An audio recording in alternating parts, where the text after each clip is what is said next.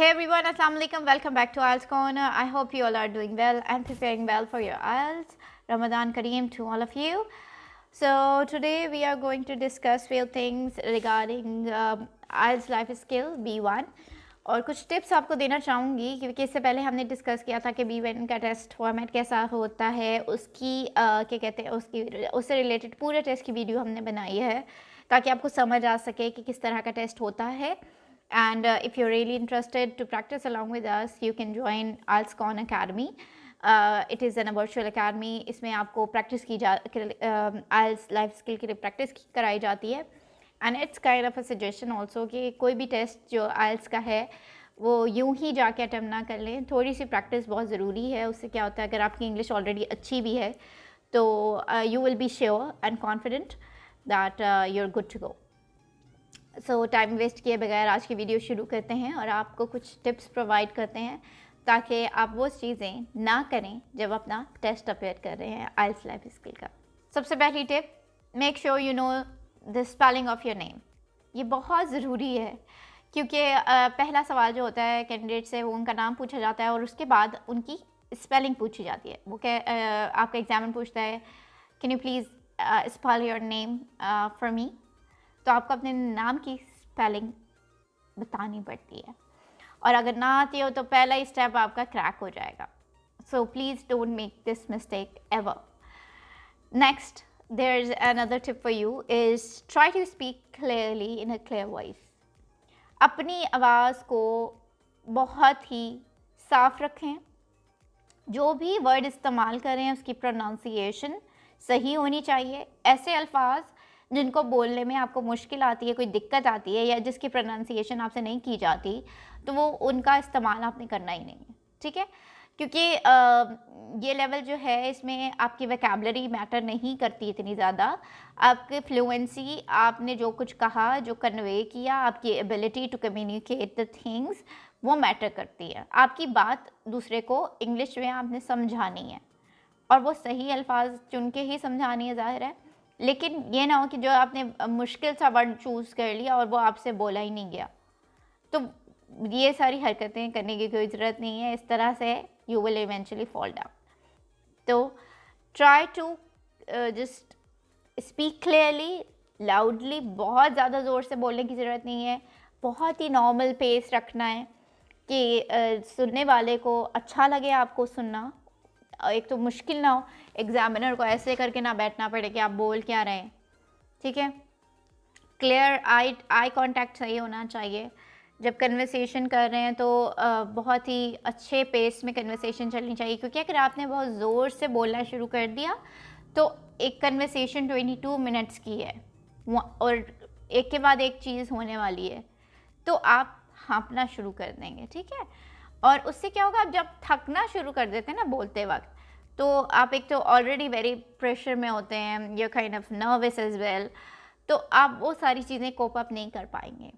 तो एक अच्छा पेस तैयार करें और वो उसका तरीका यही है कि जब आप प्रैक्टिस कर रहे हैं तो उस नॉर्मल टोन में प्रैक्टिस करें और ऐसी आवाज़ रखें कि एग्जामिनर जो भी जिससे भी आप कन्वर्सेशन कर रहे हैं वो सही से आपको सुन सके, उसको किसी तरीके की मुश्किल ना पेश आ रही हो आपको सुनने में. अच्छा, जैसे कि मैंने अभी बताया कि कोई भी ऐसा वर्ड या कोई भी ऐसे ग्रामेटिकल स्ट्रक्चर इस्तेमाल करने की ज़रूरत नहीं है जिसके बारे में आपको कोई आइडिया नहीं है या कोई श्योरिटी नहीं है. ठीक है, कोई भी नई चीज़ ट्राई करने की ज़रूरत नहीं है ऑन द एग्जामिनेशन डे. उस दिन आपने परफॉर्म करना है विद योर एग्जिस्टिंग एबिलिटीज़. जो मौजूदा तैयारी है उसी पे आपने कायम रहना है. कोई उस वक्त एकदम से जोश नहीं चढ़ना चाहिए कि कुछ और कर दें या इस तरह से बोल दें या उस तरह से नहीं. जिसके बारे में श्योरिटी है कि हाँ जी ये इस तरीके से बोला जाता है, बस उसी चीज़ को इस्तेमाल करना है. कोई भी नया वर्ड भी बोलने की कोशिश नहीं करनी. देन अब एक मिसकंसेप्शन है कि अगर हमें कोई सवाल पूछा गया और हमने नहीं सुना सही तरीके से तो हम बस कुछ भी जवाब दे दें खुद ही से सोच के. ऐसा नहीं करना. आप कह सकते हैं कि I am sorry, will you please repeat for me, I don't understand it. मैं नहीं समझ सका कि आपने क्या कहा, so will you please repeat it for me. ठीक है, तो आपने हमेशा पूछ लेना है अपने, चाहे वो कैंडिडेट हो या एग्जामिनर हो, उनसे आप रिपीटेशन अलाउ है, वो आपको सवाल रिपीट करके देंगे, चाहे वो कन्वर्सेशन में एक दफ़ा हो, 2 दफ़ा हो, 3 दफ़ा हो, लेकिन कोशिश करनी है कि एक दफ़ा से ज़्यादा ना हो, लेकिन आप ज़रूर पूछ सकते हैं दोबारा, ठीक है, इसमें कोई दिक्कत नहीं है। जब आपने सवालात पूछने हैं ना, क्योंकि कन्वर्सेशन आती है जब आपको क्या कहते हैं, कैंडिडेट ए का आपने स्पीच सुना तो आप कैंडिडेट बी हैं, आपको जब आपने स्पीच सुन लिया तो आपने सवालात पूछने हैं, तो जब सवालात पूछने हैं ना तो कोशिश करनी है कि वेयर, व्हाट, विद हुम और व्हेन, इस तरह के अल्फाज से आपका सवाल शुरू हो, ठीक है, ताकि सवालिया जुमला सही बन जाए, ये बहुत ज़रूरी है। और दूसरा और तरीका जो है क्वेश्चन पूछने का वो ये है कि डू और डज़ इस्तेमाल किया जाए, ठीक है, लेकिन सही इस्तेमाल किया जाए। हमेशा कोशिश करनी है कि सवाल का जवाब जो है वो सही तरीके से, एलैबोरेटेड तरीके से दिया जाए, सिर्फ यस और नो करके जवाब का ख़त्म नहीं करना कभी भी, क्योंकि आपने जब तक आप बोलेंगे नहीं तो कैसे एग्जामिनर को पता चलेगा कि आप कौन से लेवल पे हैं। अगर आपने हर सवाल के जवाब में यस या नो या यस या नो कह दिया तो ऑब्वियसली पता चल गया कि आपकी कोई एबिलिटी नहीं है, ना आप कन्वर्सेशन बिल्ड कर सकते हैं, चाहे वो कैंडिडेट के साथ क्यों ना हो, क्योंकि कैंडिडेट का भी जब आप दूसरे कैंडिडेट ने आपसे सवाल पूछना है और आपने उसके जवाब में दे दिया yes I like food, why you like food, you have to talk about it, okay. हर चीज़ को कोशिश करनी है बयान कर दें दूसरे को कि उसके वो सोचे आपसे दूसरा सवाल करने से पहले, और आपकी कन्वर्सेशन से वो सवाल निकाल भी सके, क्योंकि eventually you have to help your candidate as well, the other candidate as well. Notes बनाने की प्रैक्टिस करें, ठीक है, ये एक बहुत अच्छी टिप है कि जब आपने टेस्ट ले रहे हैं या आपको जो भी 1 मिनट का, इवन स्पीच से पहले भी आपको 1 मिनट का टाइम देते हैं, तो आपने नोट्स बनाने हैं, क्योंकि उससे क्या होता है आपकी कोहेरेंस बेहतर हो जाती है। जब आप बात करने लगते हैं तो आपकी बात अच्छे तरीके से आप जोड़ सकते हैं। अगर आपको पता नहीं होगा ना आप किस फ्लो से जा रहे हैं तो बात बड़ी अजीब सी हो जाती है। आपने नोट कर लिया, okay I will talk about my first day of the school, जैसे कि टॉपिक अगर I talk about your first day of school और योर स्कूल लाइफ, और टॉक अबाउट योर फ्रेंड या योर फैमिली लाइफ, ओके। तो आपने एक एक 3-4 पॉइंट बना लिए, फिर उनको देख के आप एक एक पॉइंट करके आपने कन्वर्सेशन बिल्ड कर ली, तो उससे आपको बहुत आसानी होगी और आपकी बात बहुत अच्छे तरीके से, आपकी स्पीच बहुत अच्छी हो जाएगी। और एक और टिप है कि अगर आपको प्रॉब्लम होती है ना कि बहुत ज़्यादा आपको सवाल सुनने में मुश्किल हो रही है और समझने में मुश्किल हो रही है, तो हमेशा गिस्ट ऑफ कहते हैं कि निचोड़ निकाल लें सवाल का, क्या पूछा क्या गया, कीवर्ड्स पे ध्यान दें, ठीक है, आप मेनली उसका मायने समझ लें, वो बहुत ज़रूरी है। हर एक वर्ड पे ध्यान देने की ज़रूरत नहीं है, लेकिन जिन बात पे स्ट्रेस दिया जा रहा है, जो चीज़ पूछी जा रही है प्रोमिनेंटली, उसको ध्यान से सुने और जवाब दें। और एक और टिप है कि जब आपका कैंडिडेट बी बोल रहा है या कैंडिडेट ए बोल रहा है, whatever your opposition is, whoever your opposition is, आपने उसको टाइम देना है अपनी स्पीच का कंप्लीट करने के लिए, उसको बार बार इंटरप्ट नहीं करना। जब वो अपनी बात ख़त्म कर ले तब आप अपना दूसरा सवाल पूछें, ताकि आप उस दूसरे को भी स्पेस दें अपनी पूरी कन्वर्सेशन बिल्ड करने के लिए।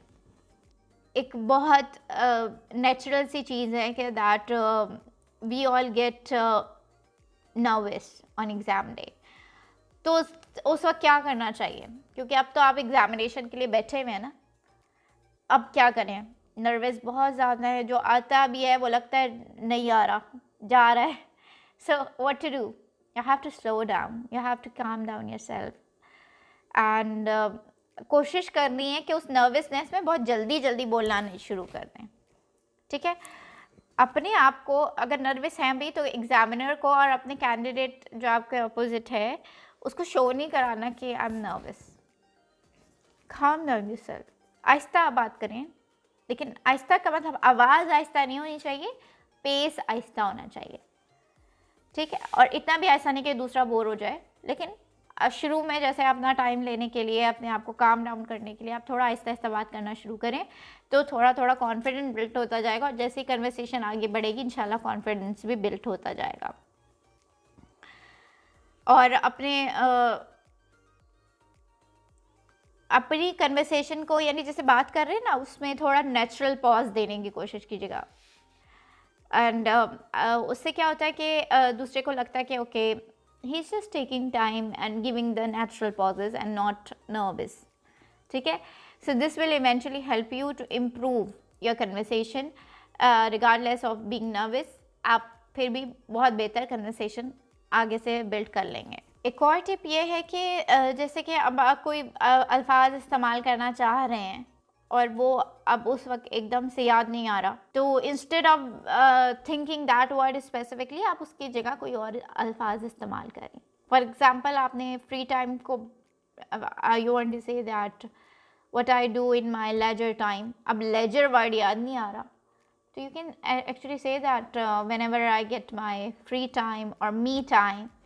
तो जो भी उससे मिलता जुलता अल्फाज याद है, उसका सिनोनिम याद है, उसको इस्तेमाल करके आगे बढ़ें instead of thinking that specific word.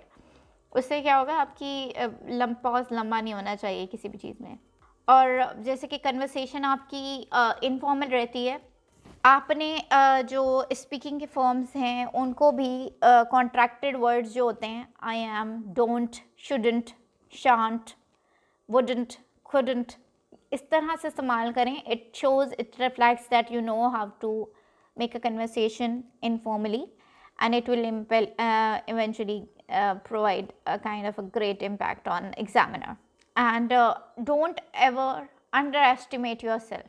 ना आप ओवर कॉन्फिडेंट हो, ना अंडर एस्टिमेट हो, क्योंकि आपको लगता है कि मेरी इंग्लिश बहुत अच्छी नहीं है और मैं बहुत अच्छा बात नहीं कर सकता या कर सकती, तो it's not a big deal. You are not a native speaker, आप एक लर्नर हैं।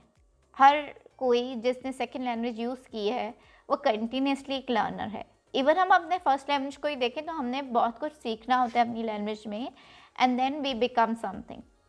तो अगर आपने एक चीज़ के लिए एक बिल्कुल ही बेसिकली अलग से एक लैंग्वेज सीखी है, तो आपको बिल्कुल भी एक्सपेक्ट नहीं किया जाता कि आप बिल्कुल नेटिव्स की तरह बात करने लगेंगे इंग्लिश में, बल्कि वो आपकी बेसिक लैंग्वेज स्किल्स को ही टेस्ट कर रहे हैं।